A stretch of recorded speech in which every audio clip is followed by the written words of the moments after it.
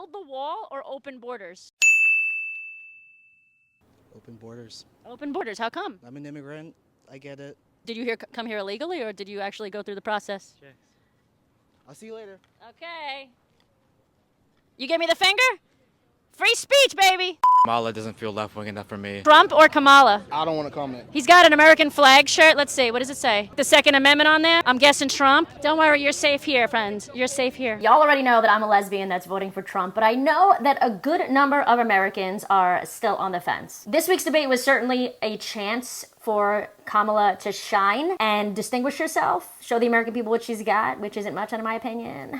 The majority of Americans still don't even know who she is or what her policies are like. I literally think she just put her policies, or like 3 or 4 policies on her website a day before the debate, after being the Democratic nominee for the last 2 months. Before the debate, I wanted to get a glimpse of what college-age students thought of her. Here's what they had to say. Oh, he took the mic from me. I like that.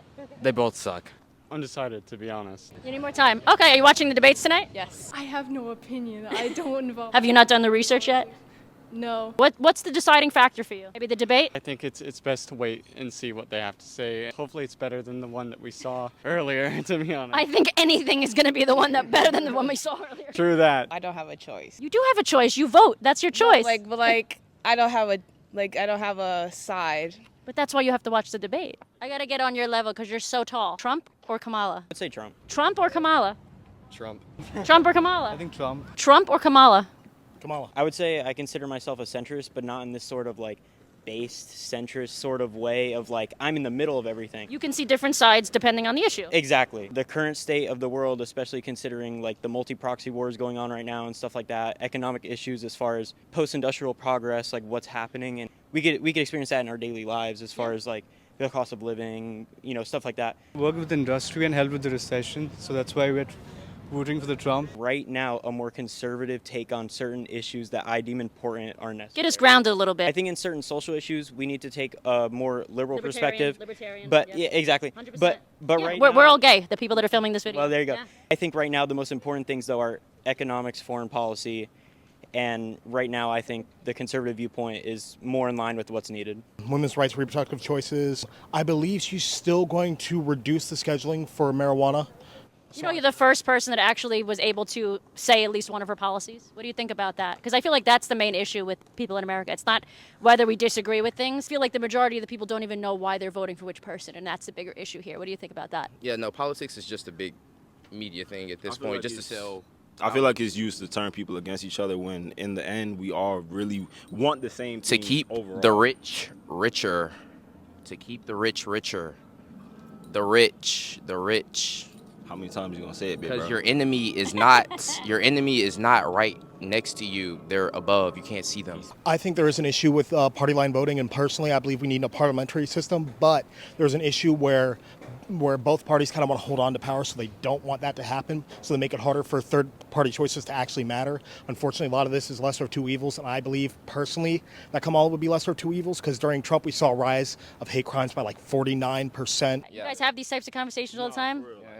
I'm about to say. Talking about this like 2-3 days ago. 2-3 days ago. Can you talk to some of the kids on this campus that are brainwashed No. still? I don't like talking. I'm about to say, not doing that. I mean, people are always entitled to their own opinions because everybody has unique perspectives and things based on their experiences. It's really used to turn people against each other. Because if you actually sit down and talk to one another and understand why you feel this way, why you feel that way, you'll realize. We have a lot more common than we think, right? Exactly. Right. Took the words out of my mouth. All the time. As you guys can see, a good majority of these kids don't know who they're voting for, and I have a strong feeling that it's because of media bias. Which is why, once again, I'm so happy to be partnering with Ground News. They're an amazing news app and website. I highly recommend that you check out their 2024 election page. You can stay fully informed on all the candidates, get minute-by-minute updates on the most pressing issues, and stay on top of any narratives the left might be pushing with their election-focused blind spot feed. There are, of course, a ton of articles that are covering the debate. I can see that there are over 300 of them that Ground News has dug up, with a decent amount of coverage coming from the more center and left side of things, which means if I was just going to my usual news sources, I could have easily missed this topic, which is a very important debate. Paying attention is the only way that we can make real change happen. We all know that leftist media absolutely dominates the news, which makes all of the actual support for President Trump really hard to see. And as you can see, even on college campuses, a good majority of the kids are voting for Trump. That or they don't know who they're voting for, even though the media will tell you otherwise. And I know you guys know this is a major problem because what we don't see influences us just as much as what we do see. When you go on Ground News's website, you can see what narrative the left is pushing, you can compare it with the right and come to your own conclusions. And I cannot stress enough how important that is, getting out of your own echo chamber and staying fully informed. So go to ground.news/Ariel, or you can scan the QR code right here on screen. My link saves you 40% on the Vantage plan, which I use for unlimited access to every single one of their features. And you can sign up for as little as less than $1 a month. Subscribing means supporting companies that support your morals and views, and also supporting this channel. And you're also supporting a platform where conservative views and the truth is prioritized. One of the major topics of the evening was crime. And I talked about this with my friend Zeke and Jen in the first episode of our podcast 2 weeks ago. You can go and check that out. I'll have it linked in the description. And this is a major issue for Americans, right? Crime in red and blue, but specifically blue cities, is up across the board. Of course, Kamala lied about this and said that no, crime is down. What we learned recently from my friend Zeke is that the reporting of said crimes and the sentencing of people committing crimes is down. One of the reasons for the rising of crimes is due to illegal immigration and the fact that many of these people are either criminals or simply aren't assimilating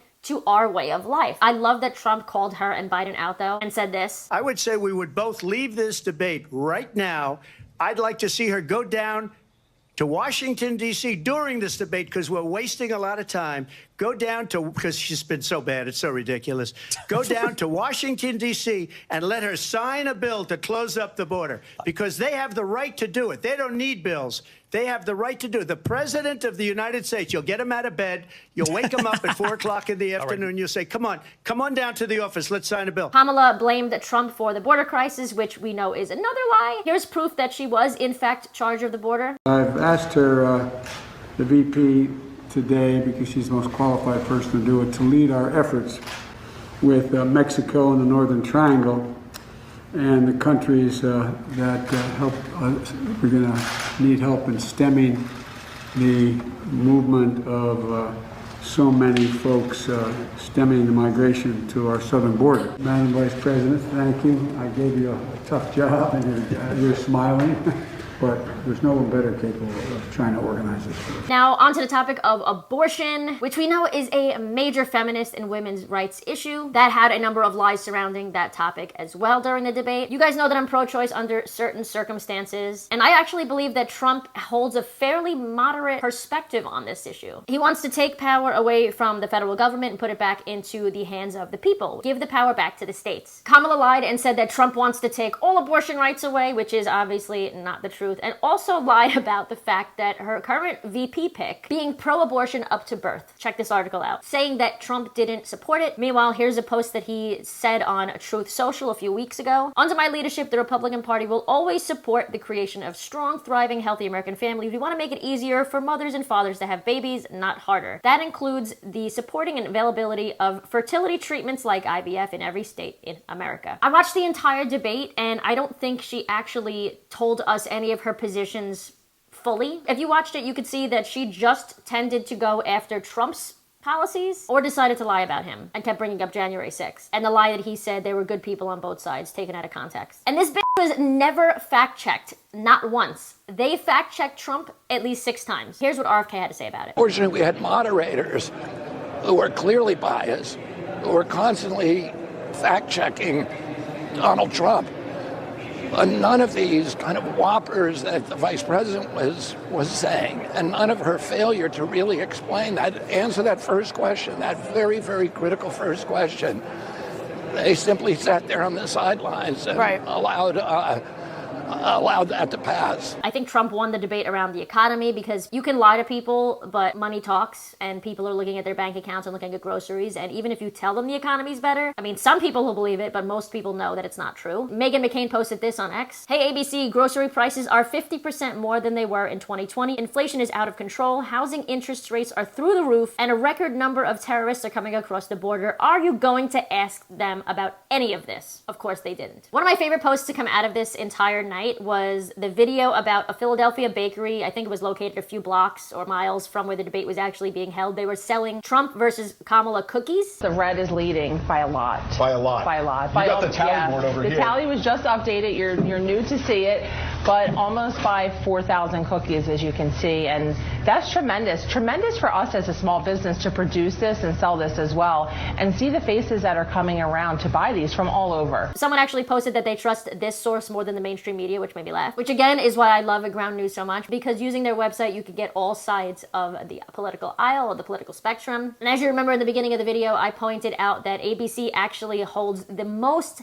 bias out of every news source currently. So let me know what you guys think. If you were undecided, did this debate make you want to vote for Trump or Kamala more? Did it not help you at all? For me, I feel like watching it, I mean, I already knew that I was gonna vote for Trump, but even if I didn't know that I was voting for Trump, I don't think Kamala would have swayed me. I don't think Trump would have swayed me either, to be honest, because he was kind of on the defensive the entire night. But they already agreed to a second debate, so I'm excited for that. Let me know who you guys are voting for in the comments below. Go and check out Ground News, and I will see you guys back here in a few days with a brand new video. Until then, I love you. Love yourselves. Keep calling out the bullshit.